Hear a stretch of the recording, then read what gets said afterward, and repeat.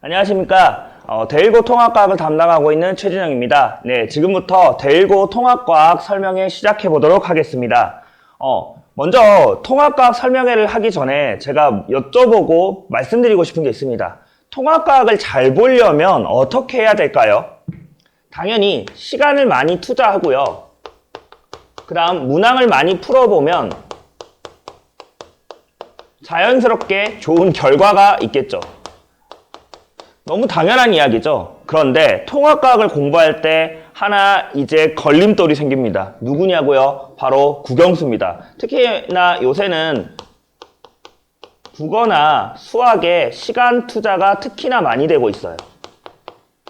그리고 나서 뭘 합니까? 과탐을 합니다. 뭐 이제 사탐도 해야죠, 심지어. 그러다 보니까 요 과탐에 대한 시간 배정이 어때요? 적어질 수밖에 없죠. 그런데 시간 투자 적게 해도 우리 사실 속마음은 어때요? 그렇죠. 좋은 결과를 얻고 싶어 했죠. 그러면 어떻게 해야 될까요? 시간 투자는 적게 하는데 좋은 결과를 얻으려면 공부 시간을 효율적으로 해야 합니다. 즉 시험에 잘 나오는 것 또는 어떤 식의 변별력이 있는 문항들을 잘 찾고 그런 부분들 위주로 공부해야 됩니다. 그래서 저는 오늘 통합과학 설명회도 중요하지만 대일고 자체가 어떤 식으로 문항 분석이 되어 있고 제가 어떤 식으로 대비했는지 좀 설명드리려고 합니다. 먼저 보시면 문항 수를 보시면 30문항 정도가 나오는데요. 이거 대일고 좀 특이한 겁니다. 문항 수가 좀 많아요. 타 학교, 주변 학교에 비해서 문항 수가 좀 많습니다. 다른 학교는 대체로 한 25문항에서 6문항 정도가 나오는데 4, 5문항이 많죠. 즉 문항 수가 되게 많아요. 이따 보여주시겠지만 범위도 좀 넓습니다. 그런데 난이도 자체를 분석해보면 대부분 중난이도입니다. 즉 뭐냐면 문항수가 많고요. 범위가 넓다 보니까 시험 자체에서 고난도 문항은 조금 적은 편입니다. 상문항이 23%면 타 학교 대비했을 때 조금 적은 편이라고 볼 수가 있어요.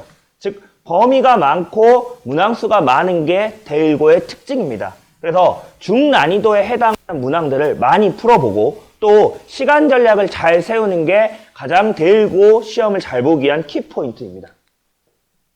자, 그러면 문항 범위 한번 아까 넓다고 말씀드렸죠.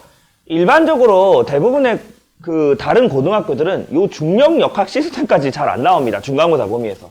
생명 시스템 정도만 나오는데 여기까지만 나오는데 여기는 중력 역학 시스템이 나오고 그 비율이 꽤나 높습니다.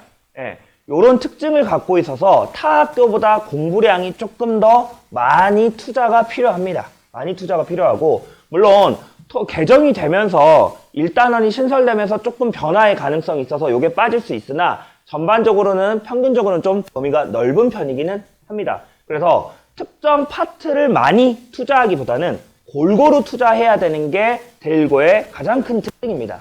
자, 그러면 학습 전략을 세울 때도요. 기본 개념이 많이 나온다고 하문항이 많이 나오면 기본 개념을 중문항이 많이 나오면 이해를 하면서 문제를 좀 많이 푸는 게 필요합니다.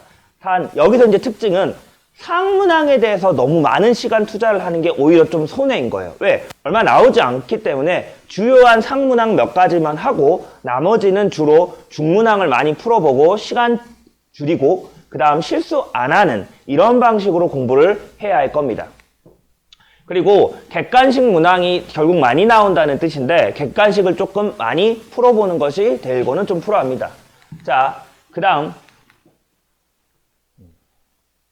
서술형 문항에서는요 조금 전략이 그리고 필요합니다. 왜냐하면 서술형에는 채점 기준이라는 게 있어요.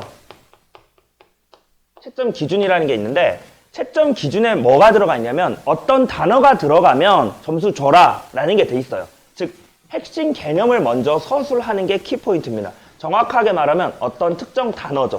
핵심 단어를 꼭 넣어주셔야 됩니다. 이래야만이 점수가 돼요. 심지어는 다 안 쓰고 단어만 써도 사실 부분 점수가 들어가는 게 현실이에요. 그 다음 두 번째, 구체적인 예시 같은 것들은 이제 암기를 해서 포함해서 써주셔야 되고 이제 학생들 특징에 따라서 저는 요걸 3번은 전략적으로 빼기도 합니다. 왜냐면 글을 너무 어려워하고 힘들어하는 친구가 그거 쓰고 집착하다 보면 오히려 전체적으로 다 망쳐요. 그래서 한 1점 정도, 좀 부분 점수 일부를 포기하더라도 전체적으로 좋은 점수를 맞을 수 있게끔 전략을 좀 세우시라 라고 말씀드립니다. 요거는 학생에 따라서 서술형은 조금 더 전략이 필요할 수 있습니다. 그에 따라서 당연히 개별 피드백 할 예정입니다.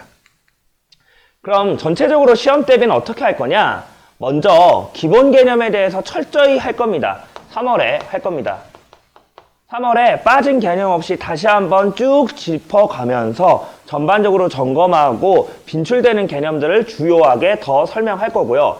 그 다음 서술형 문제 대비라고 되어 있는데 여기는 개념에 대한 재확인과 조금 고난도의 문항들이 좀 포함되어 있는 단계입니다. 그래서 이런 부분들 같이 대비할 거고요.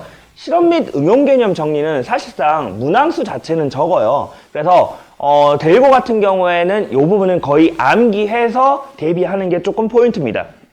오늘 제가 설명에 투자 시간이 좀 짧아가지고 다 설명 못 드리는데 이거는 좀 대일고 특성에 맞춰서 조금 암기 위주로 들어갈 거다라는 거 알아두시면 되겠고요. 그 다음 기출문제 활용하면서 이제 계속 문제를 풉니다. 우리 흔히 기출이라고 말하면 대일고 기출만 생각하시는데 어머니들 이거 잘못된 겁니다. 과학은요. 학교가 다르고 출판사가 다르다 하더라도 내용이 거의 비슷합니다. 그러니까 타학교 기출도 다 풀어봐야 되고 타학교 기출도 당연히 풀어봐야 되고 당연히 EBS 같은 연계라던가 실제로 이제 기출 모의고사 합평 같은 것들도 모두 풀어봐서 다양하게 대비를 시킬 겁니다. 그래서 어디서 출제가 되더라도 다 대비될 수 있게 학생들이 어렵지 않게 풀 수 있게 전략 세워서 할 예정입니다. 자, 그래서 전반적으로 다시 한번 조금 정리드리면 이렇게 돼요. 먼저 대일고 기출 경향을 조금 분석을 하고 그 다음에 그에 맞춘 학습 전략을 세우고요. 그 다음에 직전 대비할 겁니다.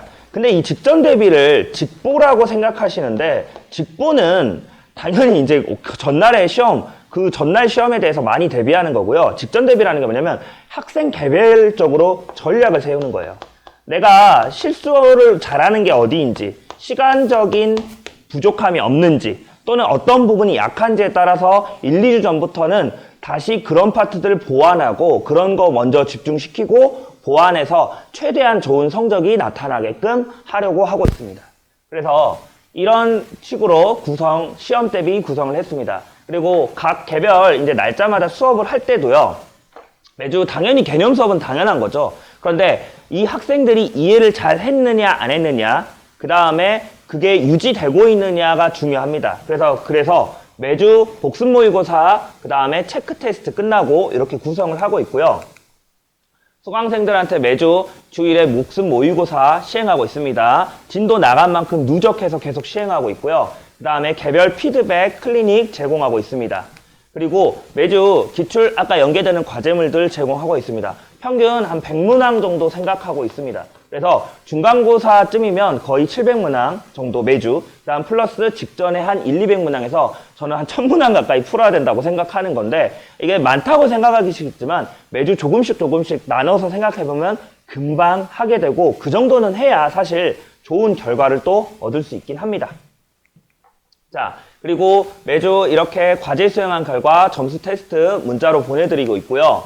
그리고 학생 개별적으로도 피드백 또 질문도 문자나 우리 카카오톡 등을 이용해서 받고 있습니다. 예, 그렇게 준비 잘 하고 있고요. 보내주시면 제가 잘 지도해서 좋은 결과 있도록 노력하도록 하겠습니다. 예, 대일고 개강은요 3월 9일 2시 일요일입니다. 예, 많은 관심 부탁드리겠습니다. 감사합니다.